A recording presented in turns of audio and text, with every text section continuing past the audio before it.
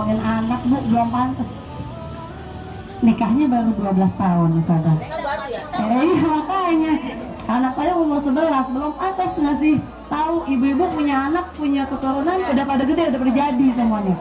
Cuman ada panduannya, ada tuntunannya yang dipandu oleh baginda kita Muhammad Sallallahu Alaihi Wasallam. Itu panduannya. Saya ceritain Bu bagaimana kejadian atau bagaimana Hadramaut di Yaman Tarim sana. Ibu tahu kan para habaib, para hubabah, para ulama, orang alim tuh lulusan jebolannya banyak dari Yaman Hadramaut.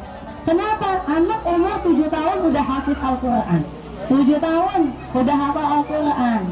Anak 7 tahun tuh udah hafal kitab Kutubus Sittah, Bukhari, Muslim, Tirmizi, Daud dan sebagainya. Kenapa? Nggak lain semuanya adalah dari didikan orang tuanya.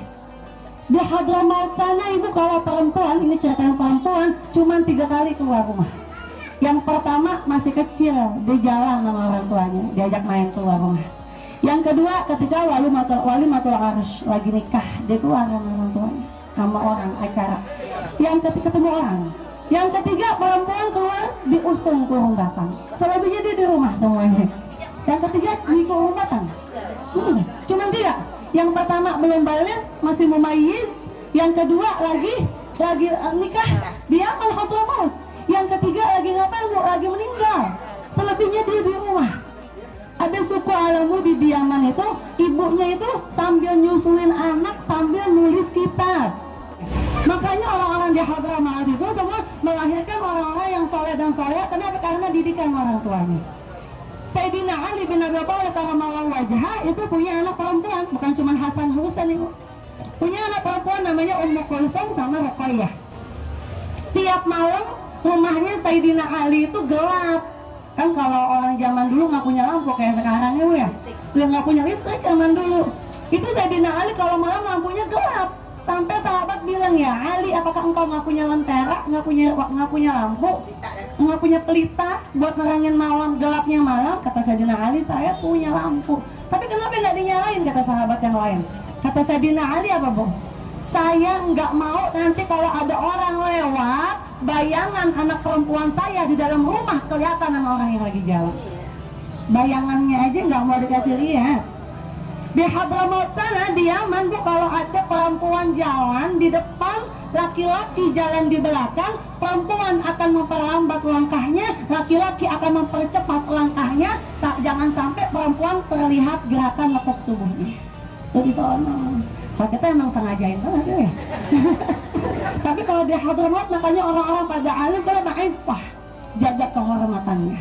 Di Haramain sana Bu, Imam Masjidil Haramain, Imam Masjidil Haram Mekah Madinah itu Bu, dia punya Imam Masjidil Haram itu Bu, itu orangnya itu Bu hafal Al-Quran dari kecil. Didikan siapa? Didikan orang tuanya, terutama ibunya. Karena kalau laki-laki tugasnya lain. Wa 'alal mauludi rizquhunna wa qiswatuhunna bil ma'ruf. Kalau bapak tugasnya, suami tugasnya nyari nafkah yang halal, ngasih pakaian yang pantas buat istrinya, ngasih makanan yang halal buat anaknya. Ini kalau perempuan tugasnya ngapain? Tugasnya didik anak.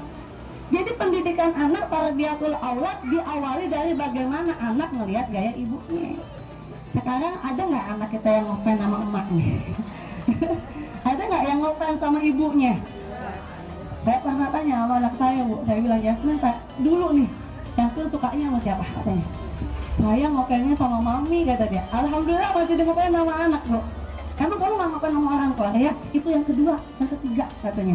Oh berarti lumayan nih anak kita bisa melihat lumayan. Belum bisa dibilang bagus. Kenapa?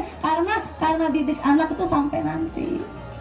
Jadinya di Hadramaut sana ibu ada orang itu yang alimnya sampai kebangetan itu lantaran cara didik, pola didik anak orang tuanya. Ibu kalau di Hadramaut sekarang itu masih kayak zaman Nabi, masih anak nyusu, adik anak ibu sepersusuan. Jadi masih dikasih nyusu sama orang lain. Ibu susu, rodoah namanya Bu ya, sepersusuan. Anaknya disusuin sama orang, kemudian kalau ibunya pengen ngeliatin pakai password, pakai kata kunci, masuk rumah pakai kata kunci. Apa kata kuncinya? Ibunya harus bilang hadza min fadli rabbi. Ini dari keutamaan Allah. Ibu mau ngasih hatta wala permen sama anak, mau ngasih permen anak, ibu bilang hadza min fadli rabbina. Ini daripada keberkahan kemuliaan Allah. Ibu cuma perantara biar anak itu udah biasa dengar nama Allah. Bahkan ulama mengatakan anak tuh kalau lagi hamil, melahirkan, yang pertama kali anak itu bisa lihat, bisa baca, bisa paham atau mumayyiz, yang pertama kali harus dimasukin pendidikan sama orang tua. Pertama ada nabi namanya Nabi Muhammad, yang kedua Nabi Muhammad lahir di kota Mekah. Itu kata ulama, para habaib bilang begitu. Sering bilang nama Muhammad, sering diperdengarkan nama Muhammad, dan kasih tahu Muhammad lahir di kota Mekah.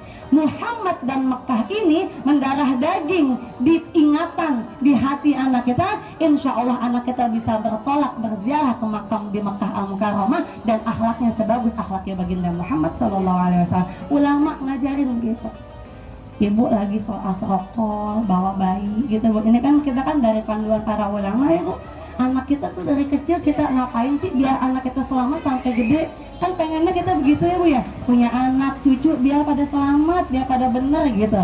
Makanya almarhumah dulu Ustazah Neneng Saidah ngomong begini, mama nggak perlu anak pintar, mama nggak perlu anak cakep, mama nggak perlu anak sukses, mama cuma perlu anak yang ingat sama orang tua nanti ketika mama dikubur. Alhamdulillah sekarang saya nggak pernah 5 waktu nggak pernah lupa ngebaca Fatihah buat orang tua saya. Nggak perlu anak tuh Bu, doain ya Allah mudah-mudahan anak jadi ganteng ya orang tuanya, mudah-mudahan anak jadi kaya raya biar bisa ganti kesusahan emaknya nyari duit. Anak tuh Bu ya, ibu kan tahu anak tuh sebelum berojol hatta sampai berojol sampai gede pun masih butuh duit semuanya. Dari belum berojol sampai udah gede, hatta wala sampai udah nikah pun kadang-kadang mesti nyusahin orang tua, bener apa enggak?